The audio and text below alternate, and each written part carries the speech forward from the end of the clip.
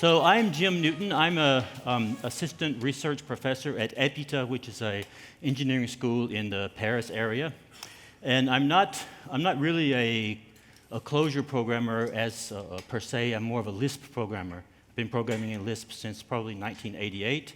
So I approach Clojure as a highly opinionated Lisp, and a lot of idioms that the Clojure community accepts I don't even know about. So when I show some code, it may look bizarre. What we're going to talk about today, I'm going to try to give a motivational example. I'm more really interested in theoretical aspects, so my examples might seem sort of dinky-shinky, but I present them as they are. Then I want to define what are regular type expressions, not explicitly, but through some examples. There are many theoretical challenges of this project. I'm going to talk about 4 of them in particular, but it's quite an interesting topic that I've spent several years researching. And depending on how much time is left, I'll show a demo of some of the nice features of the system. So as far as the background is concerned, what I would like to do is to be able to recognize regular patterns in mixed type sequences. So in dynamic languages, we use mixed type sequences a lot, but in more, what are they called? Non-dynamic, statically typed languages, you still have mixed type sequences, and they're quite difficult to manipulate. But so what is a regular pattern? Well, a regular pattern is something like what you can describe with regular expressions. I don't want to say more about that than that. This is a project which I have implementations in several programming languages. The first programming language was Common Lisp, and then Scala, Python, and Clojure. I'm going to talk mostly about the Clojure implementation today.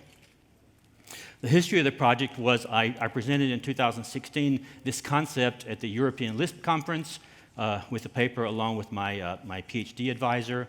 I went on to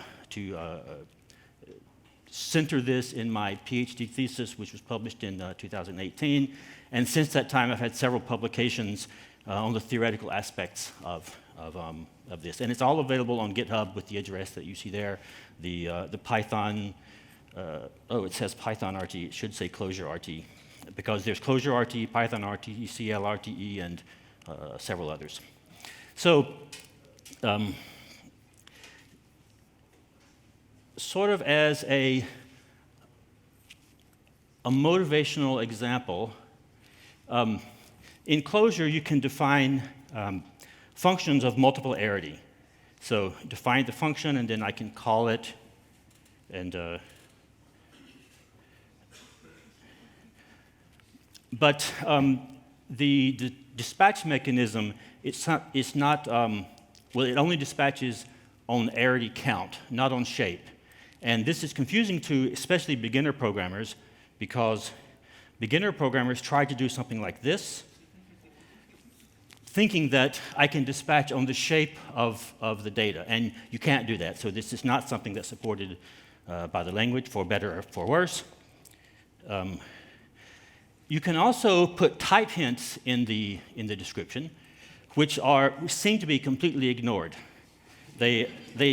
It may do something at the JVM level, but as far as the semantics, it makes no difference. So I can call this with the first argument being a Boolean, or I can call it with the first argument being a non-Boolean, no difference. Okay? If I try to define this on type ratio, I get a problem, because ratio is not a type that Java recognizes. So I have to put this ugly Clojure.lang.ratio in there. Okay. And in Clojure, we don't idiomatically use a lot of type names as such, but we have these predicates defined in the standard library, like int question. But int question is not a type, it's a type predicate. So the syntax only allows type names in this format, not type predicates. However, I don't know why, but the compiler completely lets you put these inside of embedded lists in the declarations, which are thereafter completely ignored. and as I can show you that I can still call the function, and regardless of the argument types, it dispatches to the same result. So I would like to introduce a macro called destructuring defin, ds destructuring. In this case, I can define functions who dispatch based on arity. So this is something that you already have in several Clojure libraries. I think Clojure.match is a library that does this. I go a little bit further here, however. So in this case, the last clause is never reached. And if I look in the, where's my other Emacs window? Is it there? We see that there's an error that's generated by the macro expansion. I would really like the error to appear on the as data on the form and evaluation. I don't know how to do that. Maybe there's a way. However, I can still call the function as such. In this case, the different forms are distinguished only by the types of the arguments. And again, if I look at the output, I see that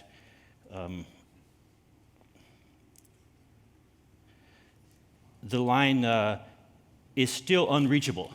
Why is it unreachable in this case?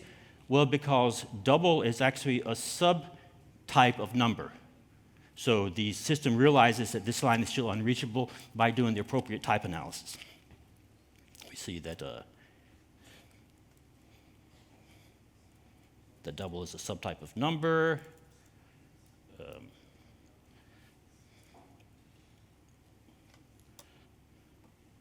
It's hard to type in a different position than you're normally used to typing in. So this is peculiar. The first element of the internal list 10 is an integer, right? So why did it dispatch to 16? Well, it turns out in Clojure, 10 is not an integer. What?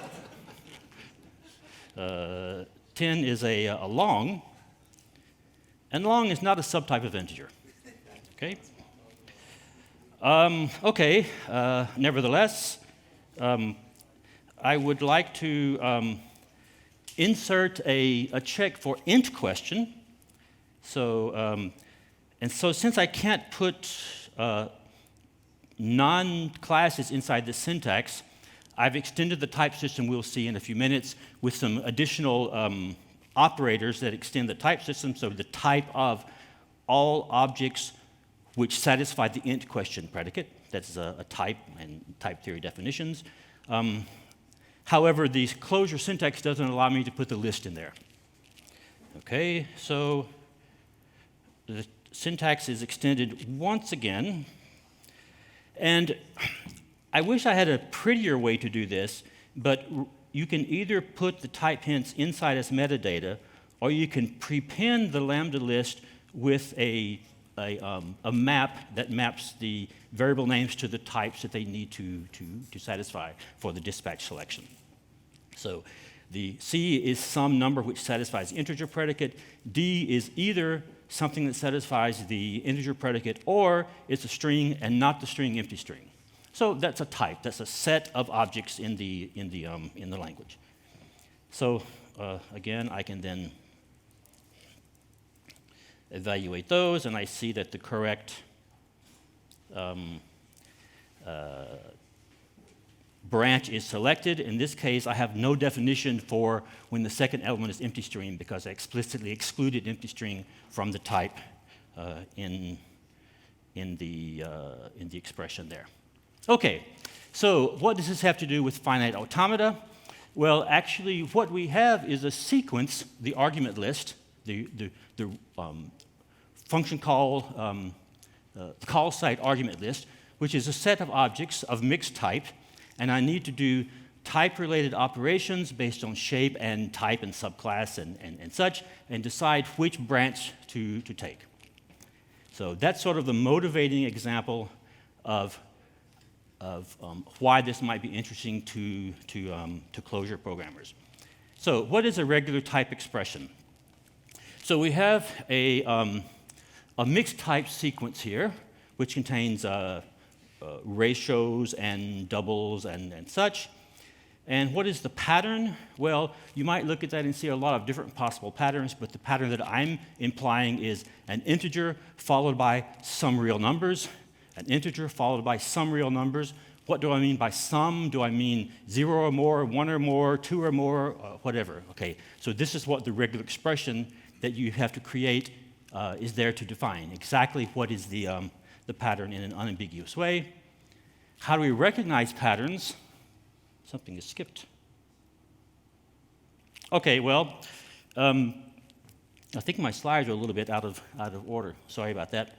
So a couple of challenges in this project is, well, how do we represent these regular expressions? Regular expressions normally are strings with lots of embedded information, metadata in the string. So in Lisp, we like as expressions, so how can we describe a regular expression of types as a list? And so the slide doesn't exactly say what I wanted to say, but never mind. The expression there is a mathematical expression, long concatenated with ratio union with double, and then there's this exponent of plus, which means repeat or occur 1 or more times, and then a star, which says repeat 0 or more times. So that can be represented as an AST, an abstract syntax tree, where the leaf levels are types, and the internal operators, internal nodes are regular expression operators. The second challenge is, how do you actually represent types with Boolean operators such as intersection and complement in Clojure? Well, also in Python, in Scala, in Common Lisp, etc. So, assuming that we can do that, how do we actually recognize a sequence, whether it corresponds to or whether it matches a particular regular expression? Well, we have to build a finite automaton, which that's just the classical way of solving that problem. How to construct that? Okay, that's an issue that I have to come to later. But assuming that we have such a symbolic finite automata, so symbolic in the sense of the transitions are labeled with predicates rather than with actual letters. How do we figure out at runtime whether the sequence I've shown there matches the regular expression? Okay, so we start in state 0, we look at the first element, which is 13, we follow the transition long because 13 is long. The next element is a double, and then we have another double, a long, a string, a string, a string, a long, a double, double, double, long, and double, and the sequence is over, and we find ourselves in a so-called accepting state, the state with the double arrows. If anything else happens, the sequence does not match. If we end in a state which is not an accepting state, or at some point we encounter a type for which there is no corresponding transition, then we quit and there is no match. So given such a finite automaton, we can match the sequence against it and get a true or false response. Does it match or does it not? One thing that you might notice is that we only traversed the sequence once. And it turns out that no matter what complexity the regular expression is, the expression can be of arbitrary complexity, and we can still match any sequence in linear time by traversing the sequence exactly once. And from that comes the performance benefit of regular expressions. What if the finite automaton looks like this? So we have a number which can be considered a long or a number. So which transition do we take? So if we take the long transition, we find that the next element is not a string, so we have to backtrack. If we incorporate backtracking in the algorithm becomes exponential complexity rather than linear complexity. So can we create a finite automaton which is deterministic? In this case, it's non-deterministic. We don't know which branch to take. Well, actually, we can do that if we partition the types long and number into the two types, long and number and not long. So those are disjoint. There is no object in the language which is a member of both of those types. So we take the long branch with 3, and then we take the double or string branch with 5.6. So as long as we can determinize the finite automaton, we can match in linear time. So another question or challenge, theoretic, is how do we actually take a set of types and partition them into a set whose union is the same, but all of the types are disjoint. So those are the basic challenges that I'm addressing in this particular talk. How we do the representation, how we extend the type system to accommodate Boolean expressions, how to construct finite automata, and how to do this in a way so that they're deterministic. So the representation is fairly easy with S expressions. So normal regular expression syntax has infix operators and postfix operators. In Lisp, we like prefix operators. So the leading star means that this expression should occur 0 or more times. Concatenate means that we have a set of types which are concatenated together.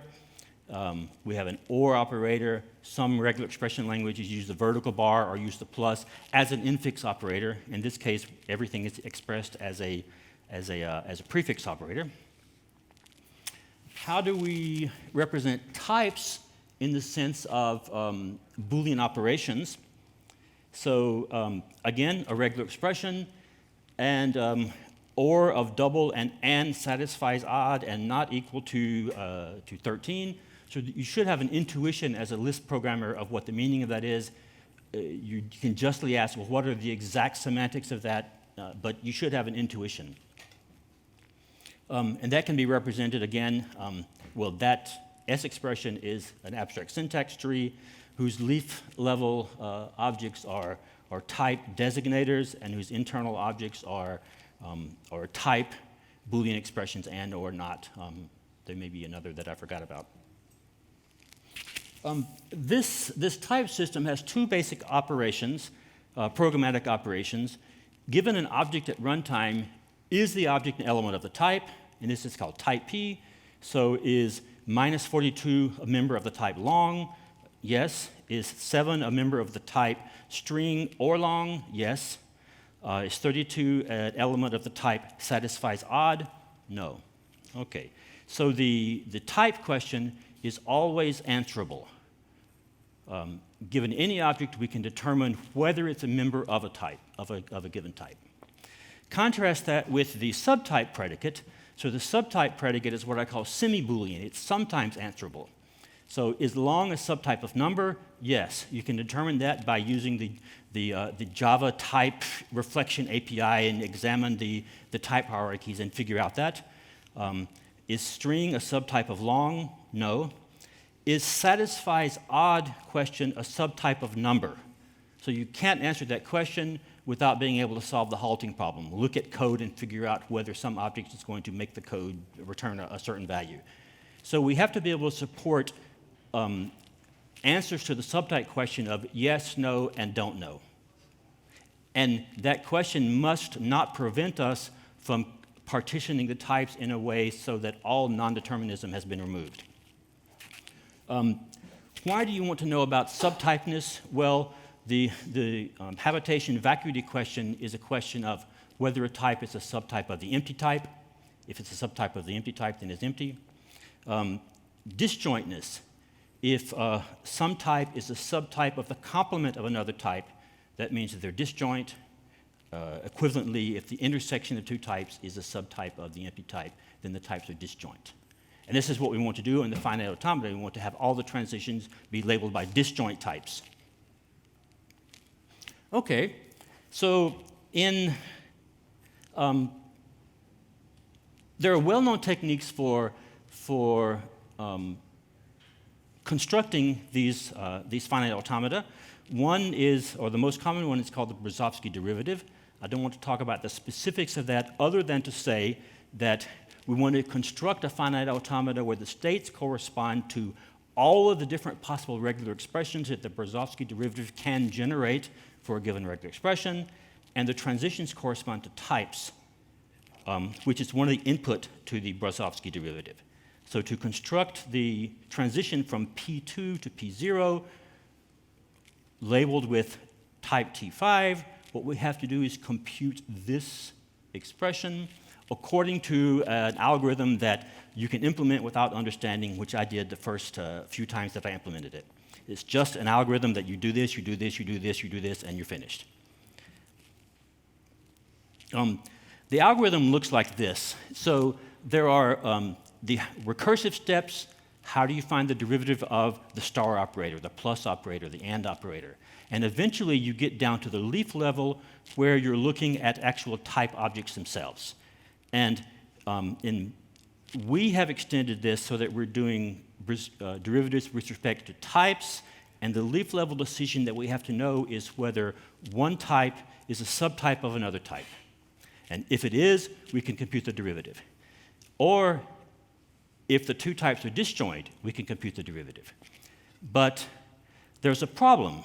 I just said that the subtype question is not always answerable. So does that prevent us from actually computing the derivative? Actually, no. It turns out that after quite a bit of research in this topic, given a set of types, you can always decompose those types into non-overlapping types whose union is equivalent to the original. So basically, we take the Venn diagram and colorize it. And when we do that, then this derivative is computable.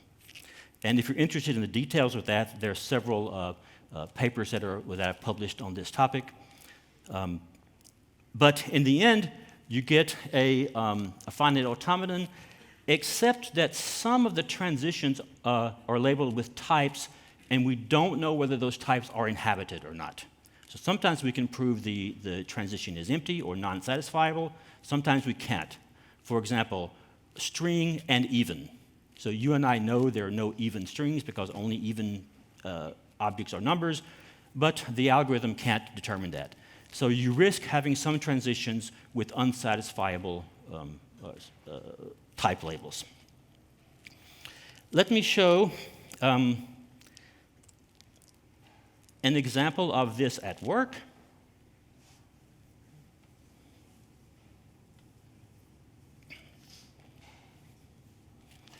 So I want to define several sequences, sequence 1, 2, 3, and 4. Did I evaluate that? Yes. Each of the sequences are more or less numbers, except there are some exceptions in there. We could ask with this Clojure expression, is every element of the sequence a number? So yes, yes, no, no. Here's the same type of question using regular expressions. So does the string number star, remember we're using prefix, star of number, match this sequence? So yes. Is this all numbers? Yes. Is this all numbers? No. Is this all strings? No. Is this all ratios? No. Okay. So until now, we don't have anything better than what we had before. In this case, I want to say, rather than is it all ratios, does it contain a ratio? So star of sigma is sort of like dot star in regular expressions. It matches anything 0 more times. So anything 0 more times followed by a ratio followed by anything 0 more times is saying doesn't contain a ratio. So we can ask, does it contain a ratio? We say that it does.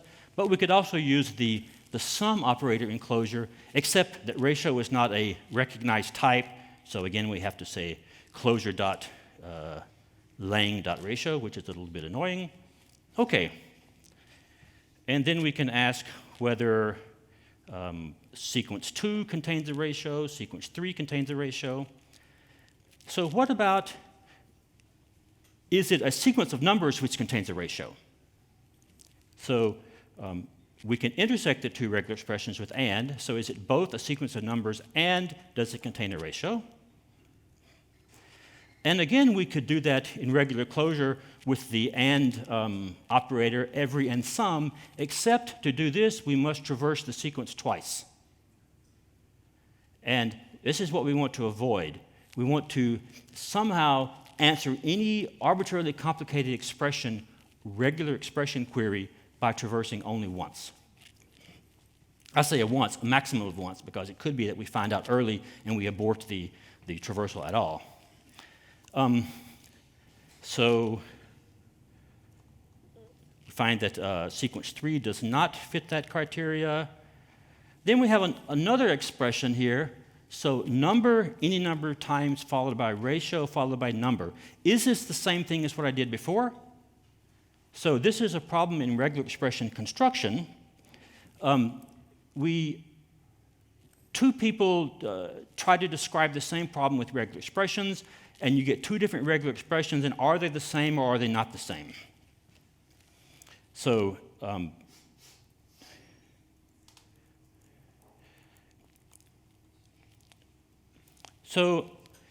given a regular expression, I can actually draw the finite automaton from that. So this is not a very, very interesting regular expression, but we can. And then, given two regular expressions, I can derive a new regular expression, which is the exclusive OR of that. So is there any object which satisfies one but not the other? A and not B, or B and not A. So I can evaluate that. And I don't know why it always pops up on a different screen. But we get something that looks the same, except you notice there's no accepting state. So there's no object which can match both of these regular expressions simultaneously. And I'm certain that you can't answer that question if you're writing your checkers in normal Clojure code.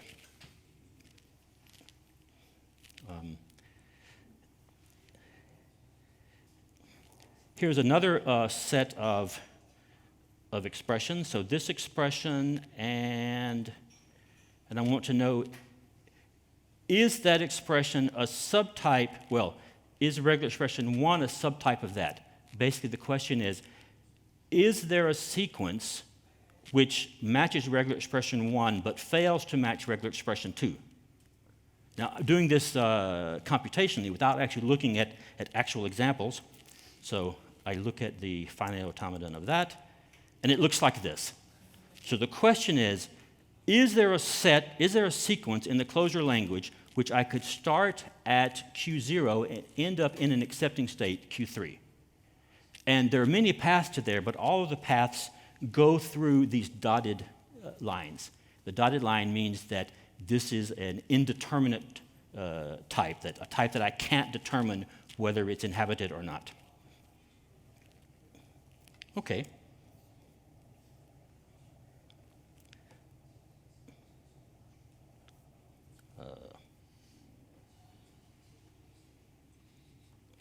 So in conclusion,